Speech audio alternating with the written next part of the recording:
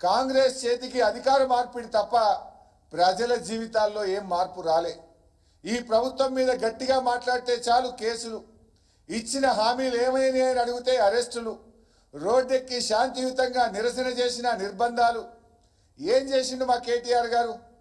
నీ అవినీతి బండారాన్ని సిస్టమేటిక్గా బయటపెట్టిండు. నీ స్కాములు, నీ స్కీములు అన్ని ఆధారాలతో సహా ఎప్పటికప్పుడు ప్రజల ముందు ఉంచిండు.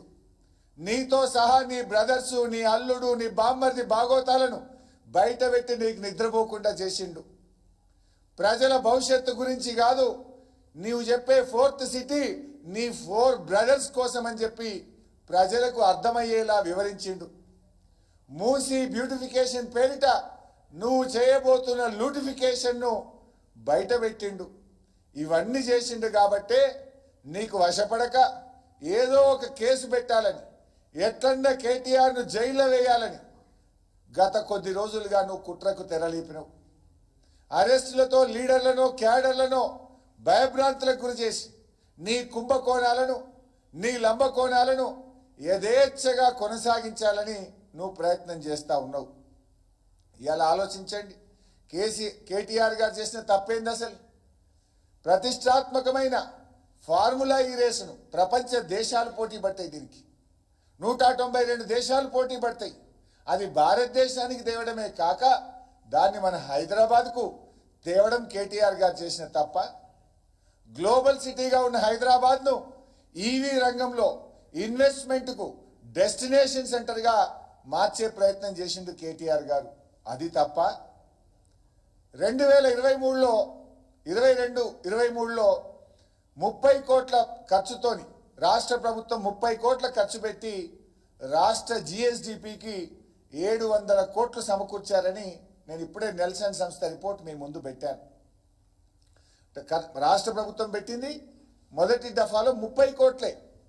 అంటే జనరల్గా జిఎస్డిపి అంటే మీకు ఇలాంటి ఈ కార్ రేసింగ్ జరిగినప్పుడు జిఎస్టీ జనరల్గా ఈ రేస్లకు 28% జిఎస్టీ ఉంటుంది బైసాబ్.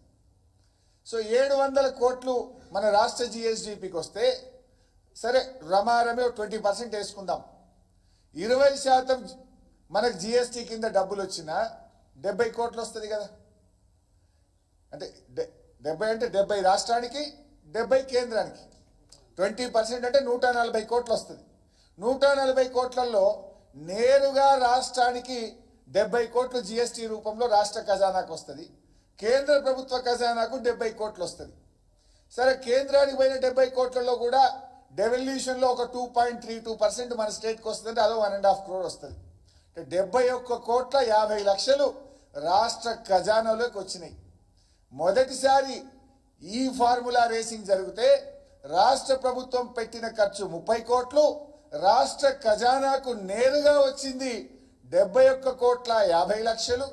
ఈ రాష్ట్రంలో జిఎస్డిపి కంటే లైక్ హోటల్స్, ట్యాక్సీస్, రెస్టారెంట్స్ తదితర అన్ని కలిపి 700 కోట్ల రూపాయలు మన రాష్ట్రానికి మేలు జరిగింది.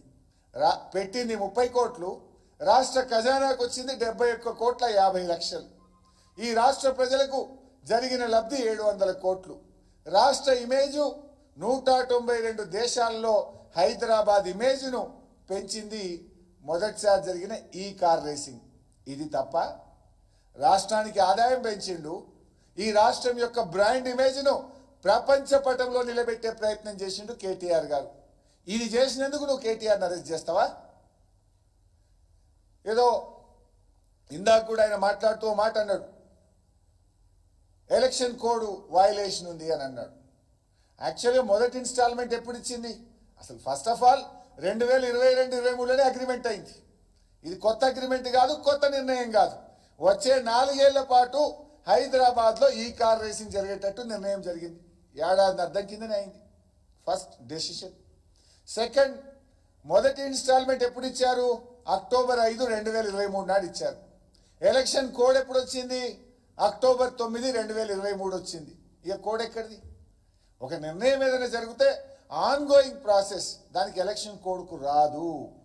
అన్ని పచ్చి అబద్ధాలు. నిజంగా ఎలక్షన్ కోడ్ ఒకవేళ వయలేషన్ 1 నిమిషానికి ఉందనుకుందాం, ఉంటే ఎలక్షన్ కమిషన్ చూస్తుంది. ఏసీబీకి ఏం పని? నాకు అర్థం కాదు. ఒక ఒకవేళ ఎలక్షన్ కోడ్ ఆఫ్ కండక్ట్ ఏదైనా ఉంటే గింటే లేనే లేదు. అది ఎలక్షన్ కమిషన్ చూడాలి. ఏసీబీకి ఏం సంబంధం? ఏసీబీని అడ్డం పెట్టి నువ్వు ఎట్లా కేసు పెట్టే ప్రయత్నం చేస్తావు? పగ ప్రతీకారం. కేటీఆర్ నిన్ను అడుగడుగు నిలదీస్తుండే కనుక పగతో నువ్వు ఇలాంటి ప్రయత్నం చేస్తూ ఉన్నావు. అంటే అసలు కరప్షనే లేని దగ్గర ఏసీబీ కేసు పెడుతుండు. ఇక్కడ ఇంకో జోక్ బైసాబ్, ఏసీబీ కేసులో A1గా కేటీఆర్, A2గా ఒక అధికారిని పెట్టినట్టున్నాడు. అసలు డబ్బులు పోయిన కంపెనీ పేరు ఎందుకు పెట్టలేదు? ఇలా కేటీఆర్కి అయితే సంబంధం లేదు. రాష్ట్ర ప్రభుత్వం HMDA అకౌంట్ నుంచి ఆ ఈ ఫార్ములా కంపెనీకి పోయింది. ఆ కంపెనీ మీద ఎందుకు కేసు పెట్టలేదని అడుగుతున్నా. అంటేనే అర్థమవుతుంది కదా, నీ లక్ష్యం కంపెనీ కాదు, నీ లక్ష్యం కేటీఆర్ని అరెస్ట్ చేసి కుట్రతోని జైల్లో పెట్టాలి. నువ్వు డబ్బులు ఏ అకౌంట్లకు పోయినాయి, దాని మీద ఎందుకు కేసు నమోదు చేయలేదు? ఇంకా జోక్ ఏంటంటే బైసాబ్, మొన్న సాయంత్రం 5 గంటలకేమో ఫిర్యాదు చేసింది ఎవరు? ప్రిన్సిపల్ సెక్రటరీ దానం కిషోర్ గారు మొన్న సాయంత్రం ఫిర్యాదు చేస్తారట.